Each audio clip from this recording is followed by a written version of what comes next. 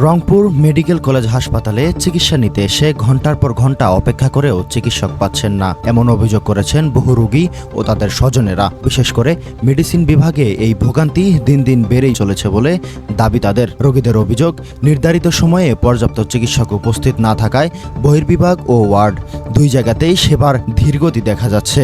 এতে দূর দূরান্ত থেকে আসা অসুস্থ মানুষ, বয়স্ক রোগী এবং তাদের স্বজনেরা চরম দুর্ভোগের মুখে পড়ছেন। অনেকেই দীর্ঘ সময় অপেক্ষার পরও কাঙ্ক্ষিত চিকিৎসা সেবা পাচ্ছেন না বলে অভিযোগ করেছেন। তবে এসব অভিযোগের বিষয়ে হাসপাতাল কর্তৃপক্ষের আনুষ্ঠানিক বক্তব্য এখনও পাওয়া যায়নি। উত্তরাঞ্চলের সবচেয়ে বড় সরকারি হাসপাতালগুলোর একটিতে যদি এমন পরিস্থিতি চলতে থাকে, তাহলে দ্রুত কার্যকর পদক্ষেপ নেওয়ার দাবি জানিয়েছেন ভুক্তভোগীরা। ভিডিও বার্তায় রাকিব হাসান, সামিউল ইসলাম। আপনারা দেখছেন উত্তরপত্র টিভি, সত্যের পথে, ন্যায়ের লড়াইয়ে।